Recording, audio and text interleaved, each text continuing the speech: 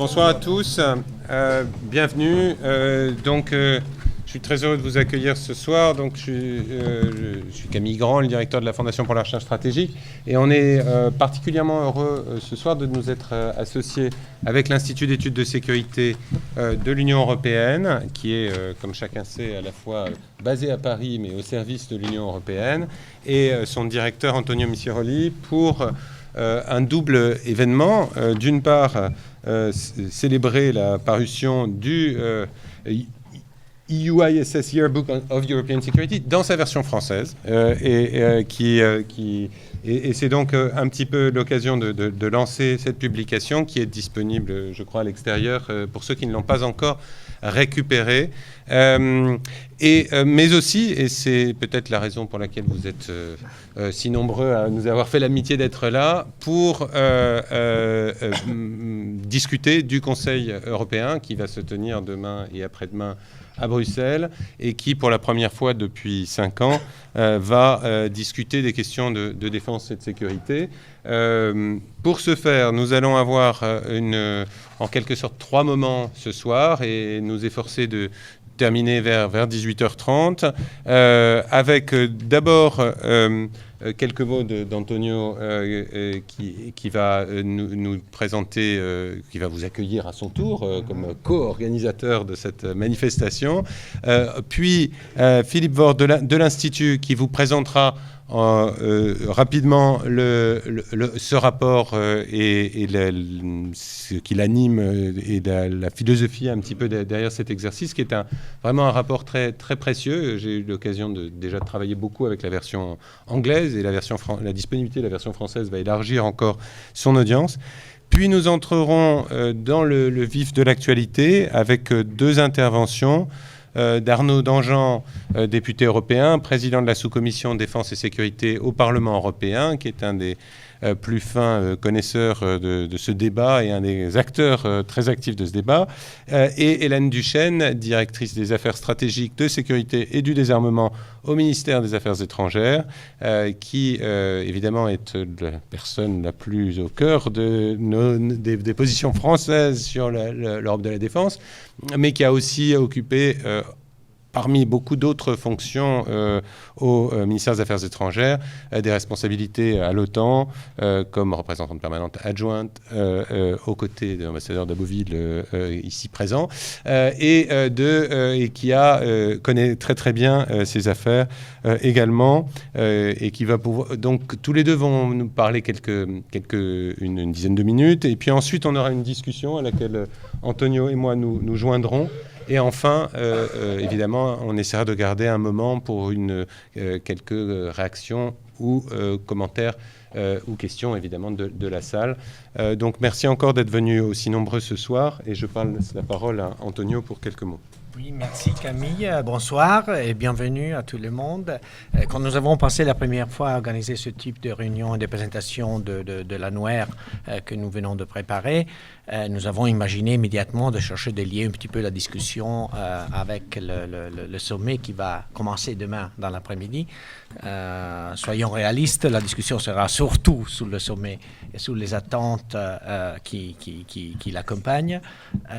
C'est le premier sommet de ce type à discuter de défense depuis la présidence française, la dernière présidence française de l'Union européenne en 2008. C'est la première fois depuis l'entrée en vigueur du traité de Lisbonne. Donc il y a eu des attentes. Donc on va discuter après de tout cela. On ne sait jamais comment le sommet européen se déroule. Il y a très souvent des petites surprises de la dernière minute qui changent un petit peu la donne et obligent les médias et les chefs d'État et de gouvernement à réagir à ce qui est sous la table. Mais il y a déjà des conclusions provisoires qui circulent. On va peut-être en parler. Mais pour le moment, je vais passer la parole à Philippe Ouaré, qui est le chorégraphe et le maître de danse de l'annuaire qu'on vient de préparer. Il faut vous faire une petite confession. On a préparé aussi une version allemande. Donc, la version originale est en anglais. On a préparé une version allemande et une version française. On a présenté la version allemande à Berlin il y a quelques semaines. Et il sera très intéressant pour nous de voir quel type de débat on va avoir à Paris ce soir et de faire la comparaison avec le débat allemand. Philippe, tu as la parole. Merci Antonio, merci Camille. Voilà, mon nom est Philippe Voré, je suis le chargé de documentation et de recherche à l'Institut d'études de sécurité de l'Union européenne. Et j'ai l'honneur aujourd'hui de vous présenter la version française de YES 2013, donc Yearbook of European Security 2013, qui est la nouvelle publication annuelle de l'Institut. Il s'agit d'un recueil d'actualités et d'informations sur la politique étrangère et de sécurité commune de l'UE. La version complète anglaise a été publiée un peu plus tôt dans l'année et les versions allemandes et françaises viennent d'être publiées simultanément. Alors, quelques mots sur la publication elle-même. L'objectif de la publication est d'être utile sur deux plans. Un plan temporel, c'est-à-dire en rapport avec l'actualité, l'autre plutôt intemporel, c'est-à-dire avec des informations de référence qui resteront consultables et d'actualité, même dans plusieurs années, on l'espère. La publication atteint ses objectifs tout d'abord en informant et deuxièmement en étant une source de référence. Donc je m'explique. Tout d'abord, le YES 2013 informe afin de mieux comprendre l'année en cours. Cela est effectué par le biais de la première partie de la publication, une chronologie retraçant les événements majeurs de l'année précédente. Donc dans ce cas-ci, il s'agit de la première édition. Nous avons couvert 2 années, 2011 et 2012, 2 années importantes au niveau géostratégique, mais également au niveau des institutions de l'UE.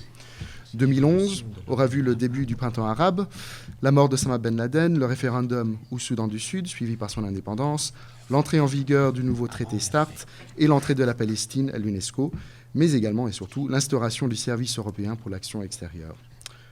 2012 aura vu un coup d'État au Mali ainsi qu'en Guinée-Bissau, le sommet de l'OTAN à Chicago, la victoire de Mohamed Morsi en Égypte, l'octroi du statut d'observateur à la Palestine auprès de l'ONU et l'approbation du pacte fiscal au sommet européen de Bruxelles, ainsi que l'attribution du prix Nobel de la paix à l'Union européenne.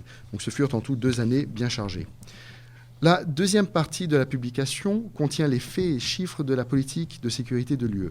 Chaque instrument thématique dont dispose la politique étrangère et de sécurité commune est répertorié, résumé et chiffré. Donc les budgets de la PESC, les détails sur le financement des missions dans le cadre de la PSDC, ainsi que les budgets des agences opérant dans ce même cadre sont présentés de manière claire. Plusieurs listes et cartes utiles parsèment l'ouvrage, notamment la liste des accords de partenariat de l'UE, celle des représentants spéciaux, ainsi que leur budget, et la liste de mesures restrictives et des sanctions en vigueur imposées par l'UE. L'annexe de la publication contient également des informations utiles à la recherche, notamment le tableau des votes des États membres de l'UE au Conseil de sécurité de l'ONU, ainsi que leur vote sur l'adhésion de la Palestine à l'UNESCO et sur le statut de la Palestine à l'ONU. L'origine de la publication provient d'une liste de documents clés de l'Union européenne publiés annuellement depuis de nombreuses années par l'Institut. La majorité de ces documents existent en anglais et certains ont été traduits en français et en allemand. Et ces versions-là sont disponibles sur le site internet de l'Institut et forment un chapitre à part entière de la publication. Le seul chapitre qui n'ait pas été traduit de la version originale en anglais est le texte du rapport de Jana Dreyer et Gerald Stang sur les pratiques de prospective stratégique des gouvernements. Mais ce rapport, d'une grande précision dans le domaine de la prospective stratégique, domaine clé en géopolitique, reste téléchargeable à partir du site de l'Institut. Alors, pourquoi une telle publication ? Cette publication est le fruit du travail de toute l'équipe de l'Institut, menée par notre directeur, Antonio. Elle reflète le rôle que joue l'Institut au sein de l'Europe, ainsi qu'au sein de la communauté de recherche politique et académique, dans le domaine de la politique étrangère, de sécurité et de défense, et ce, au travers des chapitres que l'on vient de voir. Comme l'Institut, cette publication, tout d'abord, elle informe, elle sert de source de référence et elle est vecteur de la valeur européenne qui est la transparence. Les versions françaises et allemandes constituent un pas de plus pour tisser des liens entre l'agence de l'UE, qui est l'Institut, et les mondes académiques et politiques, les capitales, les chercheurs, les journalistes, les étudiants, qui trouveront des informations fort utiles, et le public en général. Nous travaillons déjà sur les données qui seront publiées dans la prochaine édition, YES 2014, qui sortira au cours du premier semestre de l'année prochaine. Après cette première édition qui aura servi d'essai concluant, la prochaine sera encore plus développée et je vous laisserai la surprise de découvrir quelles seront les nouveautés. Mais on y trouvera sûrement encore plus d'informations financières ainsi que des données concernant les forces militaires. Donc, comme vous le savez, il y a par contre un certain délai avant la publication de données dans ces secteurs-là. Par exemple, les données publiées par l'Agence de défense européenne sur les dépenses militaires pour 2012 n'ont été publiées que la semaine dernière.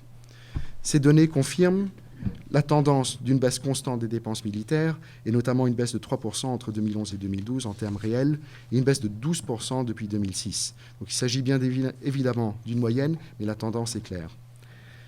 Ces données auront sans aucun doute également un impact sur les discussions qui auront lieu demain lors du Conseil européen. Et je vous assure que le YES 2014, l'année prochaine, incorporera toutes les données les plus récentes.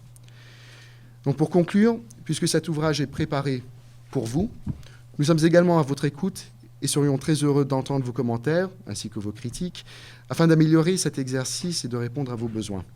Je voudrais profiter de cette occasion pour remercier tous les membres de l'équipe de l'Institut qui ont contribué à cette publication, et notamment pour la version française Marine Formentini et Christian Dietrich. Et enfin, un grand merci de la part de toute l'équipe à notre directeur Antonio Miseroli pour sa confiance. Je vous remercie de votre attention. Merci Philippe. Donc je sais qu'il y a des exemplaires du rapport à la sortie. S'il n'y en avait plus, je suis sûr que l'Institut sera ravi de vous le fournir. Donc n'hésitez pas à approcher l'équipe maintenant ou à l'issue de tout ça.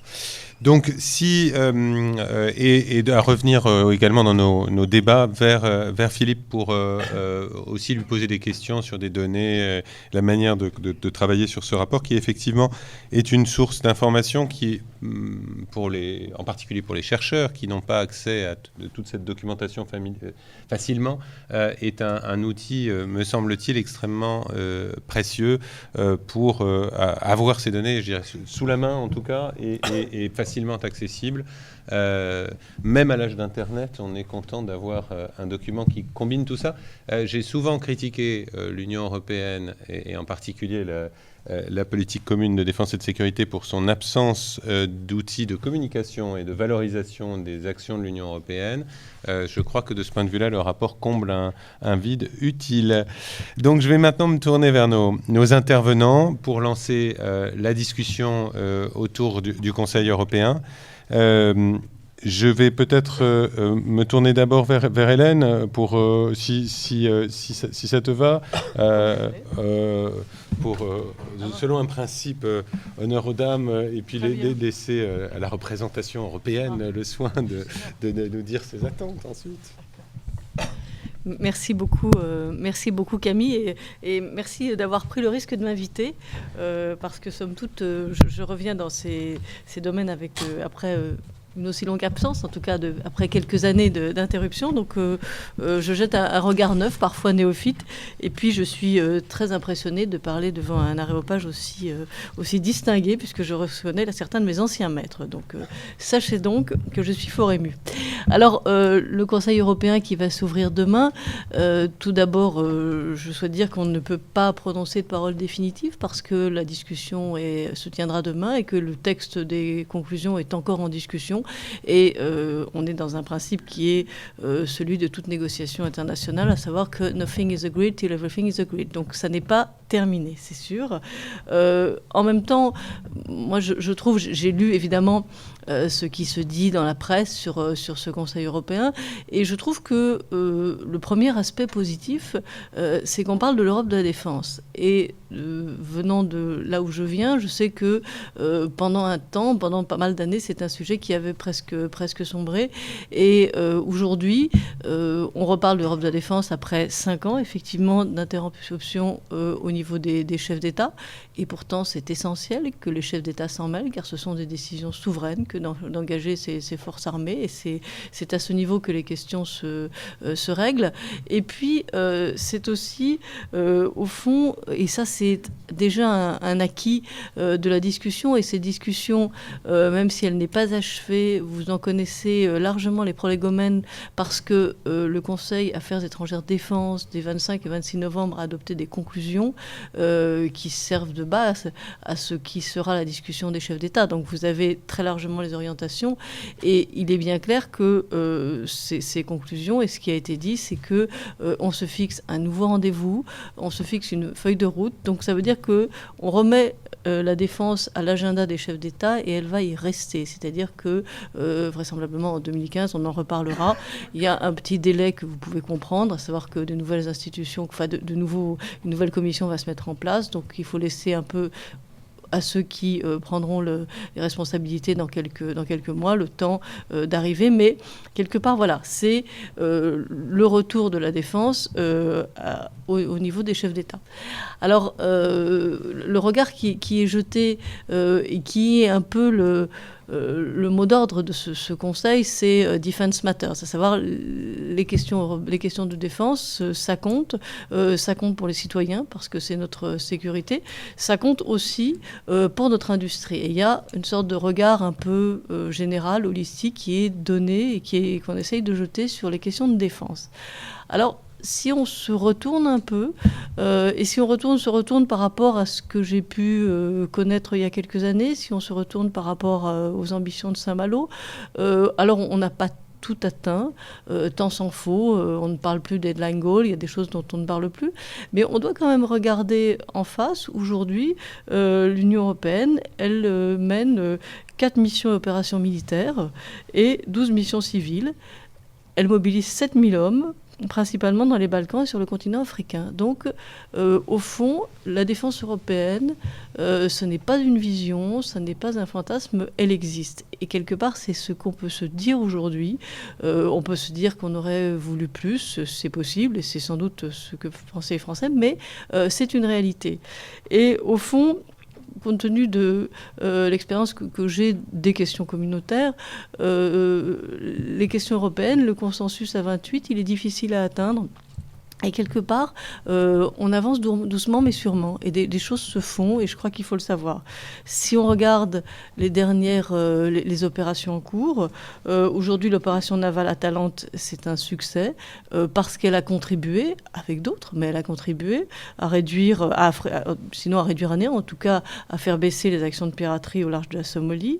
EUTM Somalie est utile aussi parce qu'elle permet de recréer et de reconstruire une armée somalienne. Et c'est quelque chose de précieux dans une situation qui n'est pas simple. Et EUTM Mali progresse. La mission vient d'être prolongée et elle va débuter la formation d'un 4e bataillon de l'armée malienne.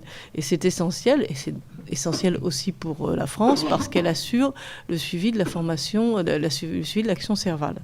Donc ça, c'est au fond ce que, sur le front des opérations, on peut dire, ce sont les acquis. Et évidemment, le Conseil européen va saluer ces acquis, il l'a déjà fait.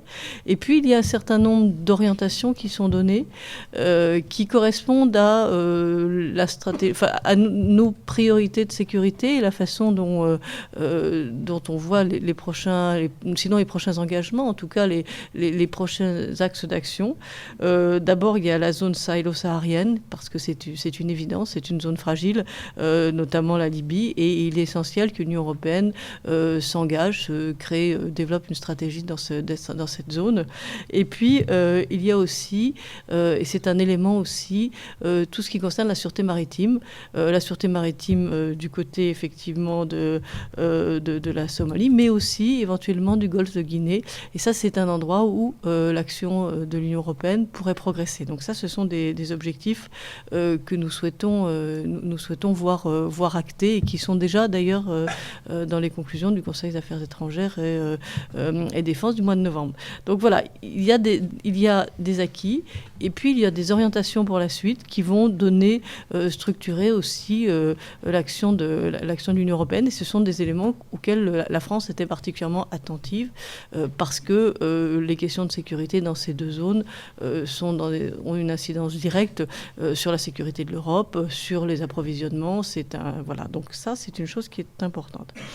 Alors il y a ce volet opération, ensuite il y a un volet capacitaire, avec aussi des engagements que les Européens sont prêts à prendre en matière capacitaire. Alors dans une logique qui a été actée à la fois au sommet de Chicago et entre les Européens, logique qui tient compte du contexte actuel, à savoir une baisse des budgets de défense et un besoin de mutualisation. Donc la démarche qu'on a privilégiée, c'est cette démarche de mutualisation. Et puis, on a fait aussi un choix qui était d'éviter les débats théologiques, à savoir que, au fond, il y a beaucoup de discussions sur croit-on, ne croit-on pas à l'Europe de la défense, et moi, peut-être par tempérament, je suis assez favorable à la politique des petits pas. Il faut avancer, il faut encourager ce qui va, et quelque part, c'est pour ça qu'on s'est attaché à pousser des projets qui fonctionnaient, qui répondaient à un besoin et qui n'étaient pas forcément nés d'un deus ex machina, mais plutôt qui répondaient à un besoin qui était né finalement à la base, pour dire les choses en anglais, bottom-up. Alors, finalement, ce qu'on essaye l'un des sujets que l'on pousse, c'est la mutualisation des moyens de transport stratégiques. En partant d'une chose qui existe déjà, et qui existait déjà entre les pays du Benelux à l'origine, et puis qui a été, auquel la France participe, l'Allemagne aussi, avec et qu'on appelle le ATC, European Air Transport Command, donc une structure de mutualisation qui est à Eindhoven, aux Pays-Bas, et que certains pays rejoignent, l'Espagne, l'Italie, la Pologne, et c'est cette idée que on va mutualiser nos moyens de transport stratégiques, les Européens agissent ensemble et ont cette démarche concertée. Il y a aussi des éléments qui sont de développer une flotte commune, en tout cas oui, effectivement, parce que c'est une lacune qui a été identifiée, une flotte commune, en tout cas une acquisition de ravitailleurs, de MRTT, et ça fait partie des choses que l'on espère pouvoir non pas acter, mais préfigurer dans le cadre du Conseil européen. Et puis, vous le savez, parmi les lacunes critiques, il y a celle des drones de surveillance. Alors, notre ambition, elle est en 2 étapes. La première, c'est un club d'utilisateurs de drones, puisque le constat, c'est qu'aujourd'hui, la plupart des États utilisent des drones américains. Et puis, à moyen terme. Alors évidemment, quand on fait des projets capacitaires, ce n'est pas pour demain, parce que ça prend du temps. L'idée d'avoir éventuellement de commencer à réfléchir à un drone mâle européen. Et puis il y a d'autres sujets comme la cyberdéfense, la nécessité, on l'a vu, de protéger nos réseaux. Donc ce sont protéger les réseaux européens. Donc voilà, ce sera les endroits où, de façon pragmatique, en évitant de prendre des décisions qui ne peuvent pas appliquer, les Européens vont essayer de mutualiser des capacités et de développer ensemble des capacités critiques. Alors, sinon, nous avons aussi, et ça c'est plutôt, et ça c'est un élément nouveau, je crois que c'était une des premières fois où on en parle, un soutien à l'industrie de défense, parce qu'évidemment, si on veut l'autonomie stratégique de l'Union européenne, on a besoin d'avoir une industrie de défense autonome, crédible, et donc il y a à la fois le souhait, avec une feuille de route, de voir l'Union européenne mieux soutenir son industrie de défense. Alors, qu'est-ce que ça veut dire concrètement ? Ça veut dire qu'on va demander, on a plusieurs axes, parfois très techniques, je ne vous le détaillerai pas de peur de dire des erreurs, de dire des bêtises, mais il y a cette idée en tout cas que il y a une idée de soutien aux PME, que la Commission va être invitée à réfléchir, éventuellement à créer des clusters de PME, à mieux permettre aux PME défense de travailler dans les grands projets. Et puis aussi l'idée, qui est une idée classique, mais sur laquelle on essaie de prospérer, d'obtenir un soutien, notamment du PCRD, sur les technologies duales, qui ne sont pas forcément technologies de défense, mais qui sont des technologies duales, et l'idée d'avoir derrière une première ébauche par le biais d'une action préparatoire. Il y a aussi des attentes sur des sujets peu visibles, mais vraiment dimensionnants, comme la certification. Il est essentiel d'avoir des normes communes et de les rapprocher. Et puis, des projets qui sont largement menés par l'Agence européenne de défense sur l'insertion des drones dans l'espace aérien. Enfin, voilà, il y a le souhait, là encore, d'avoir des objectifs concrets. Donc voilà quelques axes. Alors évidemment, la France va certainement parler de République centrafricaine. C'est aujourd'hui pour nous un engagement important. C'est un engagement dans lequel les Européens nous aident, à la fois par des soutiens logistiques et puis par de gros moyens mis par l'Europe, notamment en matière humanitaire. Et c'est l'occasion pour nous vraiment d'avoir un débat de fond sur ce sujet qui est essentiel, que la France porte avec beaucoup de conviction depuis des années et que l'on voit progresser doucement, mais quand même sûrement. Et donc, j'espère que tout se passera bien. Merci. Merci beaucoup, Hélène. Je passe tout de suite la parole à Arnaud Danjean. Merci. Écoutez, je vais essayer de ne pas abuser de la liberté de parole de l'élu, parce que c'est toujours plus facile pour moi que pour Hélène. Je connais les contraintes qui sont attachées à cet exposé. Je partage beaucoup de choses qui viennent d'être dites, même si mon jugement, et ça vous surprendra sans doute pas, est beaucoup plus sévère sur ce conseil. On n'est jamais à l'abri de bonnes surprises, de mauvaises non plus d'ailleurs. Et mon sentiment, au-delà de la satisfaction d'avoir les sujets de défense mis à l'ordre du jour d'un conseil, ce qui n'est pas rien, vous avez rappelé fort justement que la dernière fois c'était il y a 5 ans, il s'est passé beaucoup de choses depuis, donc on ne peut qu'être satisfait de l'ordre du jour avec un agenda sur la défense. Mon sentiment est quand même celui que je résumerai d'une formule un peu familière, du tout ça pour ça. Parce que ce qui m'embête dans ce format, c'est qu'on parle bien d'un Conseil européen au niveau des chefs d'État et de gouvernement. Et que la plupart des choses qui vont sortir de ce Conseil auraient pu, elles l'ont été d'ailleurs à leur niveau, mais auraient pu et dû être agréées au niveau des ministres de la Défense ou des ministres des Affaires étrangères, puisque les ministres de la Défense ne sont pas décisionnels au niveau européen. Mais tout ça est du niveau d'un Conseil Affaires étrangères. Et quand on a 28 chefs d'État et de gouvernement, on est en droit d'attendre un peu plus de souffle politique par rapport aux orientations qui vont être prises sur ce domaine éminemment sensible. Et là, de souffle politique, il n'y en aura pas, malgré les efforts français que moi je suis prêt à reconnaître. Et ce simple constat, si vous voulez, nous dit bien malheureusement où nous en sommes. Parce que ce qui va être annoncé dans les jours à venir, ce sont essentiellement des processus, des calendriers, mais la substance restera à définir ultérieurement. Et puis on aura une clause pour se revoir, effectivement, peut-être dans 2 ans. Mais le temps passe et j'ai malheureusement la fâcheuse impression que la dynamique qui avait été créée à la fin des années 90 et qui était une vraie dynamique est largement portée d'ailleurs par les opérations. Vous avez rappelé il y en a toujours un nombre substantiel qui sont en cours, mais on voit bien l'essoufflement de cette dynamique. Les opérations, moi je considère que les opérations de l'Union européenne sont un peu à bout de souffle. Les opérations militaires que nous avons à nous mettre sous la dent, elles sont très bien, elles fonctionnent bien. Les EUTM Somalie, EUTM Mali, Atalante, ça fonctionne bien. Mais EUTM, les missions de formation, d'entraînement, de mon point de vue, je vais être un peu brutal, mais ce n'est pas de vraies missions PSDC.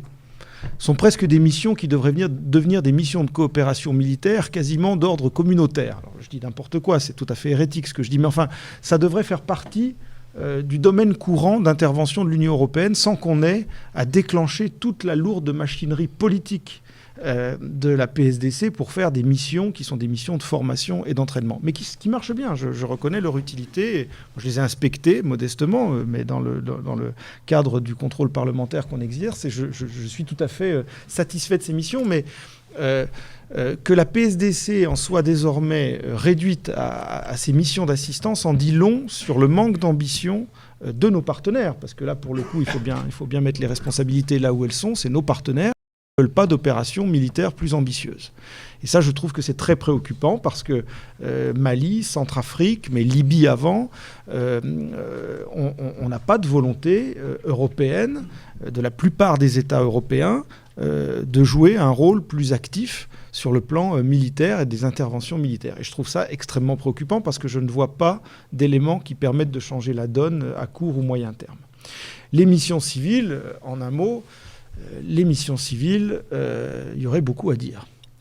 Il y aurait beaucoup à dire. Certaines sont très utiles, certaines le sont beaucoup moins. Et moi, j'avais développé une idée, là encore, peut-être un peu caricaturale, un peu brutale. C'est le débat politique qui veut ça. On essaye de ne pas tomber dans la facilité pour autant. Mais récemment, dans un débat avec Mme Ashton, je lui avais dit que, de mon point de vue, un certain nombre de missions civiles qui étaient déclenchées étaient des missions alibi ou des missions prétextes. Missions alibi et missions prétextes pour avoir le drapeau européen planté sur les points chauds de la planète et pour que, quand on est en format collectif, on puisse se dire « Ah si, mais là, c'est couvert. On a déployé une mission civile. » Le problème, c'est quand vous allez sur le terrain voir le fonctionnement des missions civiles, on n'a pas beaucoup progressé. C'est-à-dire que tous les constats qu'on a fait depuis une dizaine d'années et que tous les chefs de mission ont fait depuis une dizaine d'années sur les problématiques, pour faire simple, c'est des problématiques de tuyauterie, c'est de la plomberie. Un problème de plomberie majeur entre les moyens qui sont toujours à la Commission européenne, en particulier les moyens financiers et logistiques, et puis les acteurs de terrain qui, eux, sont raccrochés au service d'action extérieure. Et bien, la tuyauterie, elle ne correspond pas. Et donc, vous avez toujours ces aberrations inouïes quand on pense à ce que c'est l'Union européenne et l'ambition que devrait avoir l'Union européenne. Vous avez ces aberrations invraisemblables de chefs de mission qui partent avec leur téléphone portable personnel, leur ordinateur personnel, qui sont obligés de passer des appels d'offres au Niger ou à Djibouti auprès de 3 sociétés pour se fournir une porte blindée. Je dis des choses qui vous paraissent très prosaïques et loin du débat ambitieux sur la politique de défense, mais la réalité de la politique de sécurité et de défense européenne aujourd'hui, c'est ça. Eh bien, ces réalités-là, elles dégoûtent, elles écœurent les acteurs les plus zélés de la politique de sécurité et de défense européenne, qui sont souvent les chefs de mission, qui partent la fleur au fusil, qui sont ravis d'aller servir l'Union européenne, qui y croient, qui sont des convaincus et qui reviennent à peu près écœurés par la bureaucratie bruxelloise, par les mauvais branchements, la mauvaise tuyauterie entre la Commission et le service d'action extérieure. Je le dis très brutalement, trop brutalement, je force le trait, mais c'est un vrai problème. Nous avons un vrai problème sur la gestion, le management des missions civiles, et ça rejaillit sur leur efficacité, leur pertinence. Et à l'arrivée, il y a un certain nombre d'États membres qui ne font plus l'effort. Et je le comprends assez bien. Moi, je n'ai pas été convaincu par beaucoup de missions civiles que j'ai visitées. Je les ai presque toutes visitées, inspectées. Eh bien, ces missions civiles, qui sont le fleuron de la PSDC, parce que on voit bien la tentation qui est à l'œuvre, en particulier chez Mme Ashton, c'est de civiliser tout ça. Tous ces instruments PSDC, faisons dans la fameuse approche globale, on va surtout mettre en avant l'apport civil. Le militaire, on laissera ça à des coalitions ad hoc ou à l'OTAN. Mais faisons du civil. Bien, même le civil, qui devrait être notre fer de lance, ça ne marche pas si bien. Ça ne remet absolument pas en cause le professionnalisme des gens qui travaillent dans ces missions et qui sont généralement, encore une fois, des convaincus et des gens qui ont un esprit un peu pionnier et qui partent vraiment avec beaucoup d'ambition. Mais on a de vrais problèmes de tuyauterie, de plomberie et de leadership à Bruxelles. Et puis chez les États membres, il faut bien le reconnaître. Et on a ces missions prétextes qui fleurissent un peu partout, mais dont l'utilité et la valeur ajoutée restent quand même souvent à démontrer. Et puis alors, quand on a des missions civiles qui marchent pas mal, on veut les démonter. Je prends un exemple, une mission que j'ai fréquemment inspectée. Je trouve que c'est une bonne mission, la mission en Géorgie. Je trouve que c'est une bonne mission qui remplit une vraie... elle est peut-être trop grosse, il faut peut-être la dégraisser un petit peu. Il y a peut-être un peu trop de voitures blindées, il y a peut-être un petit peu trop de personnel pour faire quelques patrouilles le long de la limite administrative, mais c'est une vraie mission utile. Eh bien, qu'est-ce que j'entends dans les capitales ? On va la démonter. Bon, très bien, formidable. Sous quel prétexte ? Je ne sais pas. Mais voilà, je me demande parfois comment on envisage ces missions civiles, encore une fois, autrement que pour mettre le drapeau européen sur tous les points chauds du globe et pour dire « on y est ». Alors, les opérations, elles sont... je trouve que la logique opérationnelle dont a beaucoup dépendu la PSDC, elle était portée par ce moteur opérationnel, ça s'essouffle. Il n'y a plus beaucoup de carburant dans la machine. Et puis, il faut déployer des personnels. Et là, les générations de forces, qu'elles soient militaires ou civiles, elles sont très compliquées. Et les opérations civiles, je dois vous dire que les Français ne brillent pas par leur présence. Moi, je reviens de Kaboul, il y a la mission de police, il n'y a pas un Français dedans. En Géorgie, il y a une Française sur 350 personnels. C'est une mission qui a été lancée par la France, je rappelle.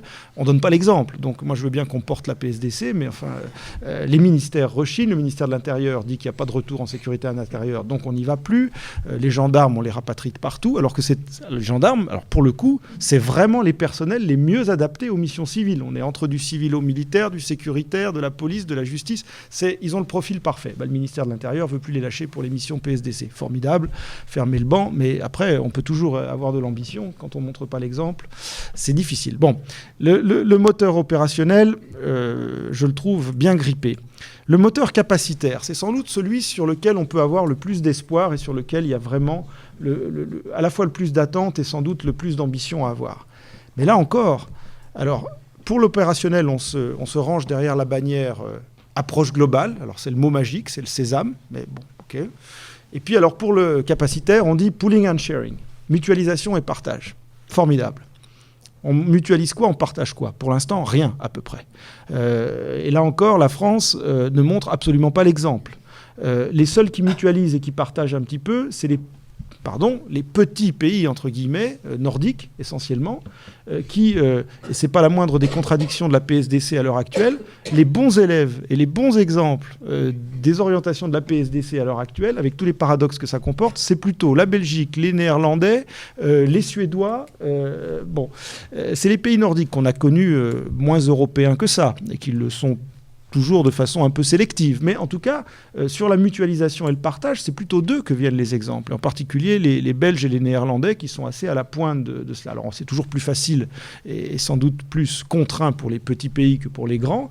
Mais il n'empêche que pour l'instant, la mutualisation et le partage, c'est une superbe formule magique. Tout le monde n'a que ça à la bouche, mais je ne vois pas très bien comment ça marche. Et je ne vois pas très bien ce qu'on en fait concrètement comme outil. Les contraintes budgétaires sont toujours plus fortes. Le constat est toujours le même. Vous l'avez rappelé, c'est des chiffres quand même terrifiants, vertigineux, les baisses des budgets de défense dans tous les pays européens. Et puis on répond quoi? Pooling and sharing. Et moi, j'ai une formule là encore un peu lapidaire, mais qui dit si on n'a rien à pooler et à sharer, écoutez, on ne va pas aller bien loin, si vous voulez. Donc là, on a quand même un problème. Sur le capacitaire, là encore, le Conseil... On va faire quoi? Le plus ambitieux qu'on va faire, c'est le club d'utilisateurs des drones. Bon. Alors que même sur ce domaine-là, on a des industriels, c'est pas facile les industriels, mais même les industriels avaient pris de l'avance en venant voir les États en disant on est prêt à y aller, on est prêt à coopérer. C'est toujours le plus compliqué à faire, c'est de trouver la coopération industrielle avec le bon maître d'œuvre. Et là, ils étaient prêts à y aller. Et là, c'est les États qui rechignent. La France essaye de trouver la formule minimale pour sauver tout ça. C'est essentiellement l'Allemagne, il faut bien le reconnaître, qui coince, mais on n'y arrive pas. Et donc on va sortir de là en n'ayant même pas un programme ou un bout de programme commun à lancer. On va se féliciter de l'EATC. L'EATC, c'est un truc formidable, ça c'est vrai, et on peut s'en féliciter. Mais ça reste l'EATC. On ne va pas passer 5 ans à se féliciter que l'EATC existe, si vous voulez. Donc là encore... Sur le plan capacitaire, où il y a pourtant beaucoup de choses à faire et à mettre sur la table, on est un peu court. Et puis le plan industriel, alors le plan industriel, vous l'avez rappelé, c'est un peu le paradoxe quand même de ces questions de défense, où on va être un peu sauvé par la Commission. Ça fait un peu tiquer quand même, mais c'est vrai que sur l'aide aux petites et moyennes entreprises, sur les financements des technologies duales et de la recherche et du développement, là c'est des vraies avancées. Et là, si on arrive à faire débloquer un peu d'argent communautaire sur des programmes de ce type-là, ça sera quand même un tabou qui tombe et un pied mis dans la porte, et ça sera extrêmement utile. Alors évidemment, j'ai forcé le trait, j'ai exagéré, j'ai fait exprès de prendre un biais un peu polémique, parce qu'encore une fois, je suis plutôt sur le fond satisfait qu'on parle de défense demain à Bruxelles au niveau des chefs d'État et de gouvernement. Ma crainte, c'est quand même que, en l'absence de volonté politique commune minimale sur, 1, la définition de nos intérêts stratégiques, et 2, ce qui en découle, c'est-à-dire les opérations possibles et les capacités souhaitables, on n'aille pas bien loin. Et ça m'inquiète beaucoup, parce que là encore, je trouve que le constat qu'avaient fait les Européens à la fin des années 90, tirant le parti de leur impuissance par rapport au conflit balkanique et disant ça ne peut plus durer, il faut qu'on soit capable de faire des choses ensemble, ça s'est complètement estompé. Et aujourd'hui, si vous faites le tour des capitales européennes, la Centrafrique va occuper une partie du débat demain. Je vous le dis comme je le pense, je ne pense pas que ça soit une bonne chose. Parce que je pense particulièrement que l'exemple centrafricain est le repoussoir absolu pour la plupart de nos partenaires européens. L'exemple malien est sans doute plus pertinent. Parce que l'exemple malien, il y a des choses plus pardonnez-moi le mot, un peu plus spectaculaire, qui parle à tout le monde. Le terrorisme, le djihadisme, l'effondrement d'un État sous une poussée terroriste, ça parle à tout le monde. Parce que la plupart de nos collègues européens ont déjà été engagés en Afghanistan, précisément sous ces matrices-là.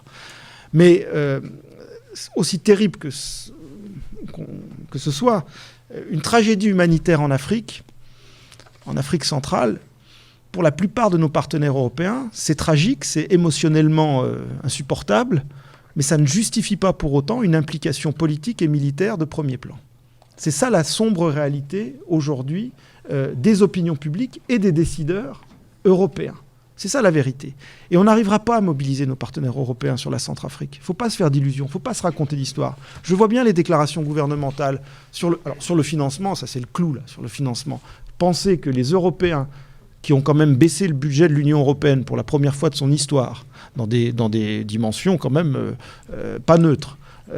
Plus de 60 milliards d'euros de baisse du budget européen pour les 7 ans à venir. Et on croit que les mêmes gens qui ont baissé les budgets européens vont mettre au pot pour payer des opérations extérieures françaises. Ça, on prend les gens pour des gogos. Ce qui va se passer, c'est qu'on va peut-être commencer à étudier l'idée, mais qui est dans le traité de Lisbonne, je vous le rappelle, des fonds de démarrage pour des opérations communes. Mais ni au Mali, ni en Centrafrique, les opérations de combat ne sont des opérations communes. Et c'est ces opérations-là qui coûtent cher. C'est pas EUTM Mali qui coûte cher. C'est pas peut-être demain EUTM Bangui qui va coûter cher. Et EUTM Somalie, j'en parle même pas, c'est 5 millions d'euros. Ça coûte rien, EUTM Somalie. Donc, les opérations qui coûtent cher, c'est les opérations de combat que nous conduisons. Mais ça, il ne faut pas compter sur les Européens pour nous les payer. Et les procédures n'existent pas. Alors on va sortir demain en disant on va réfléchir, puis peut-être que par mansuétude, un certain nombre d'États européens diront oui, on est tout à fait d'accord, la France a soulevé un vrai problème. C'est vrai, une vraie question, c'est une question de solidarité européenne. Elle mérite d'être posée. Mais ce n'est pas demain que les choses vont avancer substantiellement sur ce sujet. Donc je crains malheureusement que l'exemple centrafricain qu'on va pousser demain, je comprends pourquoi on le fait, et c'est sans doute pas inutile de le faire, mais c'est malheureusement sans doute pas le bon exemple. Le Mali était beaucoup plus pertinent pour faire prendre conscience. Et d'ailleurs, parmi les États que ça a beaucoup fait réfléchir, il y a nos amis allemands qui sont empêtrés dans leurs contraintes constitutionnelles pour toutes ces affaires-là, mais qui avaient quand même, au moment du Mali, s'étaient quand même posé beaucoup de questions. L'opinion publique allemande, les éditorialistes allemands, les responsables allemands politiques s'étaient posé beaucoup de questions, parce que cette affaire malienne, ça les interpellait beaucoup. Sur l'affaire centrafricaine, on n'a pas le même genre de débat. Moi, je n'ai pas vu des colonnes entières des journaux allemands consacrés à intervenir ou pas en Centrafrique. Donc, je conclus en disant le vrai problème de fond que nous rencontrons aujourd'hui, et ce n'est pas un problème français malheureusement, c'est que quand on se retourne autour de nous, il n'y a personne. Personne n'a envie de cette politique de défense européenne, personne n'a envie de la faire vivre. Et nos pays les plus proches, le fameux triangle de Weimar, c'est devenu le triangle des Bermudes, le triangle de Weimar. On ne parle plus le même langage avec les Allemands. D'ailleurs, il n'y a pas eu de réunion à 3 jours du sommet, on n'a pas eu une réunion en format Weimar au plus haut niveau, alors qu'on aurait pu penser que si c'était vraiment ça le moteur de la défense européenne, on allait avoir les chefs d'État et de gouvernement, avant d'aller à Bruxelles, ils auraient peut-être pu au moins prendre un petit déj pour parler de défense européenne avec les pays qui comptent. Mais avec l'Allemagne, on ne parle pas la même langue en matière de défense. Quand nous, on parle opération, l'Allemagne parle industrie. Et quand on parle industrie ensemble, quand nous, on dit volontarisme et politique industrielle, l'Allemagne dit compétitivité et libre règle, libre circulation à l'intérieur du continent européen. Quand nous parlons évidemment avec les Britanniques, évidemment, c'est un no-go idéologique et doctrinal, un peu trop brutal à mon goût, parce que par ailleurs, nos amis britanniques, dans le pragmatisme qui les caractérise, sont présents dans toutes les missions européennes, et généralement à des postes qui comptent. Alors je ne sais pas si les gens qui sont dans ces missions sont des traîtres aux yeux de Londres ou des éléments précurseurs, mais en tout cas, ils sont là. Mais enfin, avec eux, on ne peut pas aller très loin sous drapeau européen. Et puis les autres pays, moi je me félicite beaucoup de la conversion européenne de la Pologne. On place beaucoup d'espoir dans la Pologne, c'est formidable.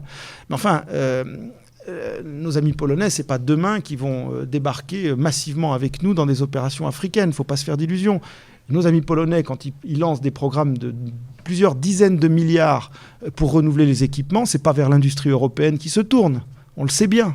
Donc il y a quand même des limites objectives aussi à l'européanisation des visions d'un certain nombre de nos partenaires privilégiés. Quel est notre meilleur partenaire, notre meilleur allié sur les dernières opérations ? La Belgique. Voilà. c'est la Belgique, qui n'est pas dans le triangle de Weimar plus. C'est la Belgique, c'est potentiellement les Néerlandais et les Danois, quand on parle d'opérations combattantes. C'est malheureusement pas les plus européens de nos partenaires, Belgique mise à part, mais on connaît leur réticence. Donc voilà, le tableau que je dresse est délibérément forcé, le trait est forcé, mais je dois vous dire qu'un certain nombre d'entre vous connaissent mes engagements. Moi, je suis un croyant et un pratiquant de la politique européenne de défense, mais je dois vous dire que j'ai pas le moral. Voilà. Je crois qu'on est quand même mal barré et que malheureusement, ce sommet de demain ne va pas substantiellement changer la donne. Je le crains. Voilà. Pardonnez-moi ces mots un peu pessimistes, mais c'est pour lancer le débat. Voilà. Alors, mais oui, parce que je veux consoler Arnaud, je ne veux pas qu'il manque de morale, parce que moi, je ne suis pas une élue, et peut-être que j'ai une autre pratique des questions communautaires. J'ai passé pas mal d'années dans ma vie à Bruxelles, et je sais que la patience est quelque chose d'utile. Alors, bien sûr, ça pourrait être tellement mieux, mais ça a le mérite d'exister, et moi, je suis d'avis de construire sur ce qui existe vraiment. Alors, au fond, vous dites des grandes opérations, il n'y en a plus, ces opérations de formation, c'est quasiment pas des opérations militaires. Je pense qu'il y a quand même une différence entre la situation aujourd'hui et la situation il y a quelques années, à savoir que les États européens se sentaient tous extrêmement concernés par ce qui se passait à leur porte. C'est-à-dire, c'est vrai que la Yougoslavie, c'était quelque chose qui nous était proche. Aujourd'hui, on est sur des terrains qui sont plus lointains, qui touchent peut-être plus à l'histoire des uns et des autres, et ça ne m'étonne pas qu'on retrouve les Belges dans nos histoires africaines, parce que voilà, c'est quelque chose qui nous touche. Et il faut le comprendre. Et je pense que je ne sais pas si la pierre doit être jetée aux Européens ou si elle doit être finalement jetée à une certaine prudence de tous, mais aussi de nos amis américains à l'égard des campagnes expéditionnaires aujourd'hui. Et si vous regardez l'OTAN, il n'y a plus beaucoup d'opérations loin. Quelque part, voilà, le grief, c'est peut-être pas l'Europe. C'est le fait que, voilà, on vieillit, il y a une inquiétude, les budgets sont fragiles. Voilà, mais cela ne veut pas dire qu'un jour il n'y aura pas un retournement, ça ne veut pas dire qu'il n'y a pas des crises qui justifient qu'on s'y intéresse, et si la France tire la sonnette d'alarme sur la Centrafrique, je ne pense pas que ce soit pour faire du tort à l'Europe, parce que c'est notre sécurité qui est en cause, c'est aussi notre morale, on ne laisse pas des situations pourrir comme ça, et puis le sentiment que on a aussi des fois à faire part de notre expérience, et les Européens se mobilisent. On a des soutiens logistiques qui viennent d'à peu près partout, beaucoup d'engagements des uns et des autres. Alors chacun donne selon ce qu'il veut donner, c'est une question de souveraineté. Et puis il y a de l'aide humanitaire. Enfin, l'Union européenne est un très gros bailleur de la Centrafrique. Et donc je pense que voilà, la politique de défense, c'est aussi ce qu'on peut faire en plus, ce que certains feront, ce que feront d'autres pas. Donc voilà, on a tous les instruments de gestion de crise. Alors évidemment, la perfection n'est pas de ce monde, mais moi je pense que il faut vraiment capitaliser sur ce qui est acquis. Et puis il faut se dire aussi que ça n'est pas inutile que nos chefs d'État se penchent, même sur des choses qui sont parfois techniques, pas simples, parce que des projets capacitaires, c'est aussi des capacités critiques, c'est essentiel pour nos opérations militaires. Et encore une fois, ce sont des opérations qui engagent la souveraineté. Alors moi, je ne suis pas du tout contre ce que tu veux dire. Je comprends les attentes, mais j'ai le sentiment que il faut aussi regarder le verre à moitié plein. On avance doucement, et un jour on y arrivera. Je vais passer tout de suite la parole à Antonio pour qu'il puisse réagir et qu'on ait une autre voix européenne dans ce débat.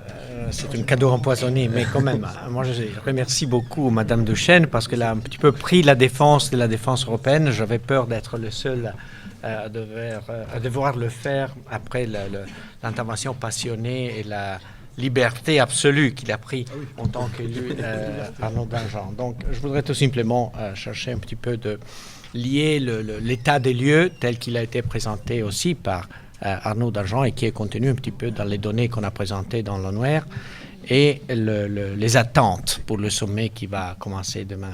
Donc il faut, d'une certaine façon, chercher de lier le contexte et le texte qui pourra sortir du sommet.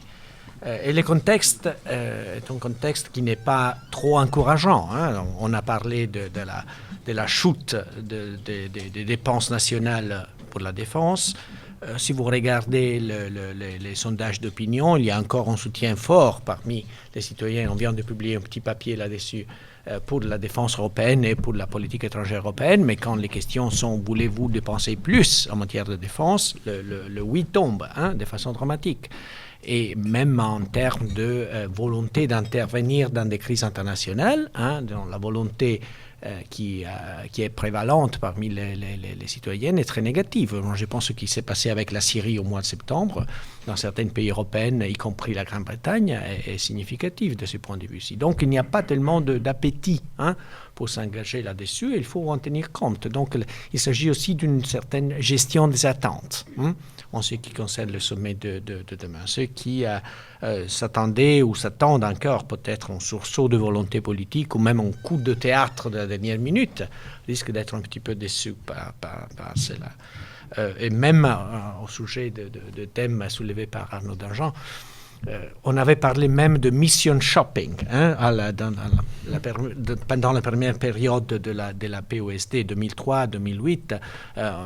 On reconnaît même avec ironie qu'on était à la recherche de missions petites, faisables, pas trop dangereuses pour démontrer qu'on était capable de le faire, civiles, militaires, etc. Donc les missions prétextes ont commencé très tôt. Donc on a cherché de les voir de façon positive. Le sommet a été atteint plus ou moins autour de l'année 2008, quand on a entamé la mission civile au Kosovo. Et depuis, il y a eu encore une fois une chute, qui est liée en partie, si vous voulez, à la crise économique et financière, mais pas seulement. Il y a eu une chute de volonté politique. Surtout, moi je trouve la Grande-Bretagne, qui avait été parmi les animateurs de la POSD à partir du sommet de Saint-Malo, a diminué son engagement de ce point de vue-ci. Elle l'a encore confirmé à l'occasion de Atalante, qui est l'histoire du succès de la POSD dans la dernière période. Mais on voit que même dans la préparation des conclusions du sommet, il y a eu une certaine hésitation britannique à s'engager plus profondément dans ces domaines-là. En ce qui concerne les règles, moi je trouve qu'on est un petit peu prisonnier de règles en matière d'opérationnel et même de capacitaire qui ont été arrêtées il y a très longtemps, qui n'ont pas été révisées, et certaines de ces règles sont, disons, contraignantes et même contre-productives, soit-il en matière de partage du fardeau militaire, soit-il par exemple en matière de recrutement de personnel civil pour les opérations civiles. Elles sont très contraignantes. Le ministère l'ex-ministre de la Défense allemande, Thomas de Maizière, a déclaré il y a un mois « Moi, j'ai beaucoup plus de difficultés à recruter des juges et des gendarmes pour les envoyer dans les opérations que des militaires, parce que les règles sont très contraignantes au niveau national, mais aussi au niveau européen. Donc, il faut, avec un petit peu de bonne volonté, avoir le courage de reconnaître que certaines règles pourraient être révisitées, que ça n'implique pas la révision des traités. C'est une chose qui peut être faite de façon beaucoup plus pragmatique de ce point de vue-ci. En ce qui concerne le sommet, je vais terminer là-dessus pour laisser l'espace nécessaire au débat, il y aura, à mon avis, sans doute, un cas de bad news et good news. Le bad news, il y aura très peu de décisions. Vous n'allez pas retrouver dans les conclusions des décisions ponctuelles. Il y aura beaucoup d'invitations et d'incitations à faire beaucoup plus, à améliorer, à examiner, à prévoir, à proposer, mais il n'y aura pas de décisions ponctuelles. Sur presque rien, franchement. Si vous voulez, le good news, qui n'était pas évident il y a quelques mois, est qu'il y aura un calendrier, il y aura un processus. Donc il y aura des rendez-vous en 2014, même en 2015, pour reporter sur le développement et le progrès dans certains domaines. Il y aura même des invitations très explicites pour le haut représentant, pour la Commission, pour l'Agence de défense, à présenter des propositions concrètes. Donc, si vous voulez, d'une certaine façon, on va chercher de postposer la prise de décision et de passer les témoins, si vous voulez, à la prochaine équipe. Ça me semble clair que l'équipe européenne sortante ne veut pas ou ne peut pas prendre des décisions trop contraignantes dans ce domaine. Il n'y a pas suffisamment de consensus politique et il passe le témoin à l'équipe qui sera formée dans la deuxième partie de l'année prochaine pour être un petit peu plus active dans ce domaine-ci. Et l'Union européenne a même arrêté des dates pour présenter des propositions, pas seulement en matière de sécurité maritime, mais aussi dans d'autres domaines plutôt intéressants. Il y a, si vous lisez peut-être entre les lignes, même des allusions à certaines initiatives qui ont été lancées surtout par la France, pas seulement par la France, mais surtout par la France. Il pourrait y avoir un suivi pendant les présidences grecques et italiennes, car ce sont deux pays qui sont plutôt favorables au partage du fardeau militaire, à la révision de Athéna, et aussi à la possibilité d'explorer des incitations et des solutions originelles pour disons, l'acquisition des matériaux militaires. Donc il y a une allusion à la très pas évidente à la TVA, à l'utilisation de la TVA, et une allusion à la possibilité d'impliquer la Banque européenne d'investissement de Luxembourg dans le lancement de certains projets. Au-delà de ça, il n'y a pas grand-chose, mais c'est quelque chose. Voilà. Antonio, merci beaucoup de cette évaluation très honnête. Je vais ajouter ma petite pierre avec un petit commentaire personnel avant d'ouvrir la discussion avec la salle. Juste parce que tout a été dit, je vais pouvoir être très rapide. Un élément de contexte qui me paraît important et qui fait partie du non-dit, me semble-t-il, de ce Conseil européen. On peut regretter que ça ne soit pas explicite, mais ça fait évidemment partie du paysage. On est dans un contexte de repli et de retrait américain des affaires de sécurité européennes. Il n'y a plus les troupes combattantes américaines quittent le continent européen. Cette année, on a fêté, je ne sais pas s'il faut le fêter, mais le départ du dernier char européen, du dernier avion A-10 de destruction de chars du continent européen. La présence militaire américaine a été divisée, si on exclut les personnels d'état-major, a été divisée par 10 depuis la fin de la guerre froide en Europe. C'est un choix logique et cohérent, hein, je ne suis pas en train de le critiquer, mais c'est une transformation majeure de notre environnement de sécurité. Et ça s'applique également dans la gestion des crises dans l'environnement immédiat de l'Europe. Au moment de la Libye, on pensait que le leadership from behind était le modèle un peu inquiétant, le cas limite où les Américains ne fourniraient que ces outils de capacité stratégique, ces strategic enablers, le ravitaillement en vol, les drones, la frappe dans la profondeur. On a vu avec le Mali, du point de vue français, mais de manière plus générale, que c'est peut-être l'hypothèse la plus favorable pour les crises, en tout cas, de moyenne intensité autour de l'Europe. Et ça, c'est une transformation majeure. Je ne m'attarde pas sur la réduction des budgets, mais elle est tellement profonde qu'elle pose une question pour tous les pays européens, sans exception, avec des différences relatives. De ce point de vue-là, la France s'en sort mieux et choisit plutôt une logique de gel qu'une logique de plongée des budgets. Mais malgré tout, on est sur une contrainte budgétaire inédite du fait de la crise économique et financière. Le tout dans un contexte, et c'est toujours sur le contexte, de crise et d'instabilité autour de l'Europe. Dans la zone sahélienne, en Afrique du Nord et au Moyen-Orient, l'espèce de vague et de transformation majeure liée au printemps arabe nous promet probablement 10 années d'instabilité sous des formes variées, hein, et on peut espérer que ce sera des formes plus politiques que sécuritaires, mais malgré tout, on voit que la situation en Libye, la situation en Syrie sont des défis absolument majeurs. Alors face à tout ça, on est dans un contexte où il était absolument, me semble-t-il, essentiel qu'effectivement le Conseil européen se penche à nouveau sur les questions de défense et dise « Defense matters ». En même temps, ce qui suit, et c'est effectivement une feuille de route, des nouveaux rendez-vous et ainsi de suite. Alors dans ce débat sur le verre à moitié vide, à moitié plein, j'essaye de vraiment garder à la fois la perspective du temps long, et c'est vrai que depuis la création de l'Europe de la défense sous sa forme moderne, on a fait des progrès considérables. On s'est doté des institutions qui marchent, on a acquis une expertise opérationnelle avec des niches de savoir-faire vraiment de bonne qualité qu'il faut pas négliger, qui sont tout à fait pertinentes. On est attendu, et ça c'est à mon avis une nouveauté. L'Union européenne est attendue comme un pourvoyeur non seulement de fonds, mais aussi un peu de sécurité. dans les Balkans, en Afrique, etc. Alors, en même temps, la question qui se pose, c'est est-ce qu'on a atteint une sorte de palier qui va durer indéfiniment, une sorte de maximum, ou est-ce qu'on est sur une étape où les choses continuent à progresser? Et là, le Conseil envoie des signaux un peu dans les deux sens. Il n'y a pas de percée majeure. C'est pas effectivement pas peut-être ce qu'on peut en comprendre aujourd'hui.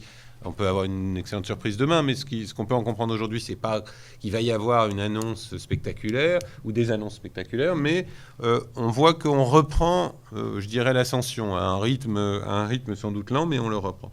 Alors à côté de ça, du côté moitié vide, c'est vrai qu'à Paris en particulier, on peut s'agacer de l'absence de l'Union européenne dans certaines crises, regretter que les battle groups, les groupements tactiques n'aient jamais été déployés, s'inquiéter du fait que les capacités ne soient pas forcément toujours au rendez-vous. Alors pour l'avenir, c'est évident que, vu d'un chercheur comme moi, on peut regretter l'absence de ces projets un peu fédérateurs à fort contenu politique. Et finalement, on le sentait venir depuis plusieurs mois, mais on arrive avec un résultat qui est de l'ordre de la feuille de route, de petites avancées, plus pragmatiques. Hélène a beaucoup insisté sur cette approche un peu incrémentale d'étapes progressives, etc. En même temps, c'est vrai que les chantiers ouverts sont des chantiers importants. Le papier de la Commission, Arnaud le disait, est un papier qui change un peu les choses. Et je suis très frappé parce que c'est une discussion qu'on a eue dans le dernier événement majeur de l'Institut à Paris, la conférence annuelle de l'Institut de sécurité à Paris, où les collègues de la Commission étaient là et commençaient à dire qu'il allait se passer quelque chose. C'était avant que le rapport soit disponible. Ils le disaient avec difficulté. Je me souviens du collègue de la Commission qui disait on veut bien financer des choses, mais pas des choses qui tuent. Ce qui était un peu compliqué quand on voulait financer l'industrie d'armement. Et donc on voit le chemin parcouru de ce point de vue-là, et c'est intéressant. Dans le domaine capacitaire, l'insistance sur des capacités essentielles, c'est-à-dire ces enablers stratégiques dont on a besoin, le fait qu'on parle drone, qu'on parle ravitaillement en vol, etc., ça touche on voit que l'insistance des uns et des autres pour le fait de parler des vrais sujets commence à porter un peu ses fruits. Certes, on est au début d'un processus. Enfin, sur les opérations, c'est sans doute le point sur lequel il faut... où on est le plus en deçà de ce qui serait possible de faire tout en restant raisonnable aujourd'hui. En même temps, il y a ce qui va être intéressant pour moi, et je vais regarder ça avec beaucoup d'attention, c'est sur la sécurité maritime. Est-ce que finalement l'expertise acquise avec Atalanta va être reproduite, développée, notamment dans le golfe de Guinée, mais pourquoi pas ailleurs? Et là, il y a un vrai sujet, me semble-t-il, d'expertise de niche très intéressante et où l'Union européenne a quelque chose à apporter d'assez unique dans la lutte contre la piraterie, mais plus généralement en matière de sécurité maritime. Et est-ce qu'on va pouvoir aller un petit peu plus loin? Et là, il y a, à mon avis, un vrai débat qui convient d'ouvrir, ça ne va pas être résolu demain, je le crains, sur le devenir de ces battle groups, de ces groupements tactiques. On a en place un dispositif qui est parfaitement adapté à la prise en charge rapide de crises humanitaires, exactement comme celles qu'on voit se dérouler sous nos yeux. Ils ne sont pas utilisés. Est-ce qu'aujourd'hui, on est presque en retrait par rapport à la situation de la période 2003-2008 en termes de capacité finalement à mobiliser des moyens? Est-ce qu'il faut assouplir les règles, assouplir les mécanismes, etc. C'est une vraie question. Il y a la relation UE-OTAN. Et là, je note au passage que le Conseil européen s'inscrit dans une séquence qui va... et entre le Conseil européen de maintenant et le prochain Conseil européen qui semble se profiler en 2015, il y aura le sommet de l'OTAN. Donc il y a un vrai sujet, me semble-t-il, très important. Donc, pour terminer, moi je suis frappé du fait qu'une partie des débats théologiques ont disparu, il reste certaines préventions britanniques, etc. Mais il n'y a pas de bloc contre les avancées de l'Europe de la défense. Il y a des débats domestiques sensibles qui demeurent, mais il n'y a pas d'opposition de principe. En même temps, il y a des réserves sur tel ou tel aspect. La base industrielle et technologique de défense en Europe, C'est un vrai sujet. D'ailleurs, la FRS, j'ai vu Hélène Masson qui a coordonné un travail très intéressant là-dessus que vous trouverez sur notre site. On a planché là-dessus et on voit que c'est compliqué de faire passer ce message auprès d'un certain nombre de pays européens dans ces domaines. On voit que sur les opérations, il y a des regards très différents. En même temps, il y a, j'espère, une volonté d'aller de l'avant et il n'y a plus d'opposants, je dirais, farouches à l'existence même, au projet d'Europe de la Défense. Je dis Europe de la Défense parce que je pense qu'elle ne se résume pas à la PSDC. Voilà. Je te redonne la parole, Arnaud, et puis on va ouvrir le débat. Un mot, parce que je voulais vous rappeler quand même que j'ai noirci assez délibérément le tableau, qu'il m'arrive bien souvent de tenir exactement les propos d'Hélène Duchesne dans mes fonctions. Parce que quand je me trouve face à un public très très sceptique, trop sceptique, il m'arrive de prendre le contre-pied. Donc je voulais juste rappeler que moi je suis très sensible à la dimension de l'acquis. Il y a un certain nombre de choses qui existent, qui vivent et qui vivent bien, au niveau notamment institutionnel, qu'il y a des habitudes qui ont été prises et qui marchent bien. Et donc il ne faut évidemment pas détricoter ce qui existe et qui parfois existe bien. Je voulais dire deux choses en complément de ce que vient de dire Camille. La première chose, c'est effectivement, il n'y a plus de débat théologique, à part un petit peu du côté de Londres quand même. Mais il n'y a plus de débat théologique et on peut s'en féliciter. Si je voulais vraiment être provocateur, la question que je poserais, c'est est-ce que c'est pas justement parce qu'on a vidé la PSDC de beaucoup de sa substance qu'il n'y a plus ces débats théologiques? Parce que, vu la modestie des résultats qu'on obtient et dont on parle en ce moment, c'est vrai qu'il n'y a plus d'obstacles théologiques à faire ce qu'on fait. Voilà, quand on fait de l'EUTM et quand on fait des missions civiles, ça ne choque personne et au contraire, ça va plutôt dans le sens de ceux qui agitaient des luttes théologiques.